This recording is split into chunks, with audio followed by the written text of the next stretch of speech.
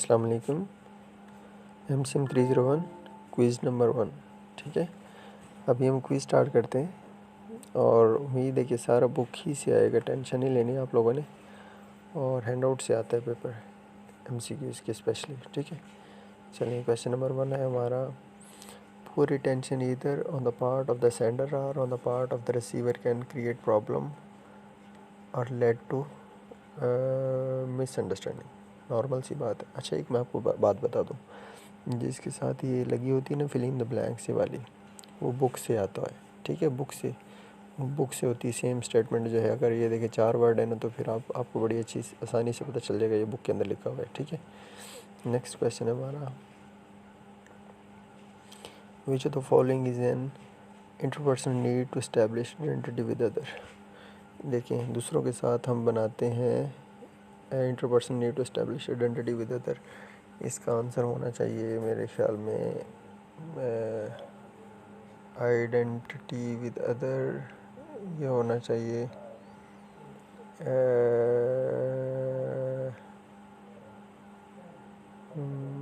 एक second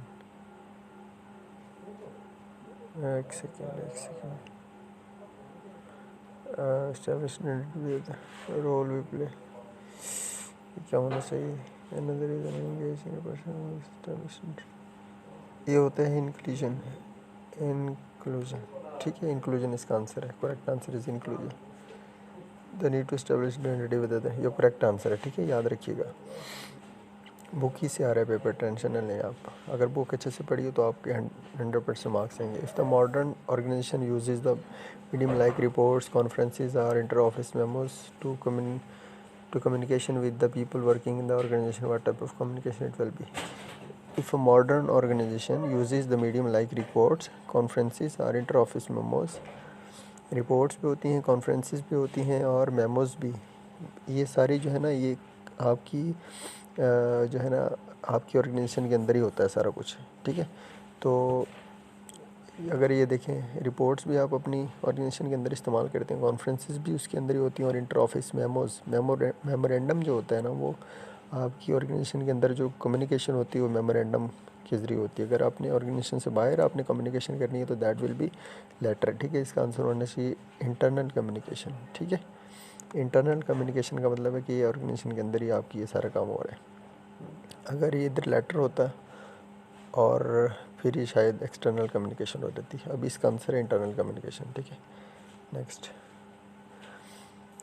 okay जी, next है हमारा question. Which of the following involves grasping what the speaker means by seeing an idea and information. एक minute. Which of the following involves grasping what the speaker means by seeing the ideas and information from his or her point of view. ये होता है, एक second, his or her point of view. उसकी जो उसका जो बंदा वो कहना चाह रहा है, आप उस पर इन्फॉर्मेशन, ये लिसनिंग होता है। ठीक है, लिसनिंग जो होता है ना, आप पूरा गौर फिक्र करते हैं कि वो बंदा क्या कहना चाह रहा है। ठीक है, हीयरिंग होते हैं, आपके कानों में अभी 50 आवाज़ें आ रही हैं, आप उन पर भी ज़रा भी तवज्जो नहीं दे रहे। ठीक है, वो हीयरिंग है। जबकि लिसनिंग जो है, आप उस पर पूरी तवज्जो देते हो और वो समझने की कोशिश करते हो कि वो बंदा क्या कहना चाह रहा है। ठीक है, दैट इज़ लिसनिंग। ओके, एक मिनट। ईच मॉर्निंग आमने decide how to dress, what to eat, where to go, etcetera. This refer to which of the following level of communication? Intrapersonal communication. ठीक है, जो इंट्रापर्सनल होती है वो इंसान अपने आप से बात करता है। वो कह रही मैं कैसे कपड़े पहनूंगी, कैसे खाऊंगी, कहाँ जाऊंगी। तो ये कौन सा लेवल ऑफ कम्युनिकेशन है? ये इंट्रापर्सनल है। अगर वो दूसरों से पूछ रही है तो वो होगा इंटरपर्सनल। ठीक है, अगर वो खुद से बात कर रही है तो दैट इज़ इंट्रापर्सनल कम्युनिकेशन। ठीक है, मतलब जो इंसान के अंदर कम्युनिकेशन हो रही होती है that is called intrapersonal communication. Okay, the process by which individuals resolve issues in an informal or formal atmosphere, or when issues are resolved as part of ongoing interaction between individuals, is known as conflict resolution। है ना, फिर भी हम check कर लेते हैं इसका क्या होना चाहिए। The process by individual resolve issues. Resolve issues होना चाहिए, रिजॉल्व इश्यूज़, कॉन्फ्लिक्ट रेजोल्यूशन होना चाहिए ना, कॉन्फ्लिक्ट रेजोल्यूशन जैसे उसके नाम से ज़ाहिर है, that is conflict resolution. Correct answer यही है, ठीक है। ओके जी, need, desire, values, personality etcetera are the example of. Needs, desires, values,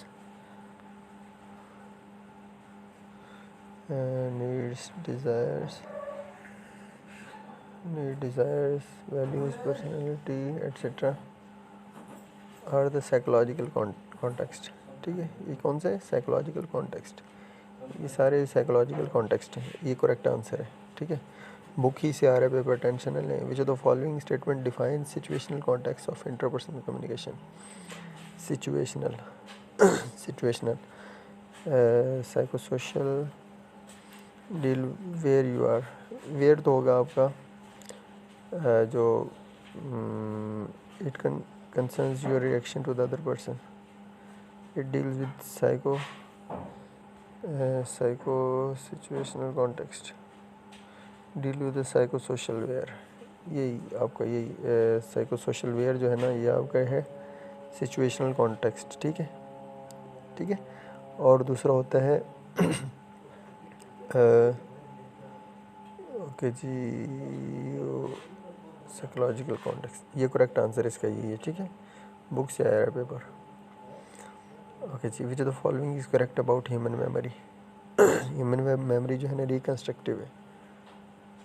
okay, इंसान की मेमोरी रिकन्स्ट्रक्टिव है। इसका मतलब है कि अगर आपको कुछ भूल गया, अगर आप थोड़ा सा रिपीट करते हैं, थोड़ा ज़हन पे जोर देते हैं, तो आप दोबारा जो है उसको याद कर सकते हैं। तो दैट इज़ रिकन्स्ट्रक्टिव। ओके, दोबारा उसकी तामीर की जा सकती है। भूल जाता है इंसान है खता का पुतला। ओके जी, नेक्स्ट है हमारा, which of the following statement has bias language. Bias language इसका होना चाहिए some Japanese, most German are direct, Jews generally, older people generally have lower level energy levels। Biased होती है जिसमें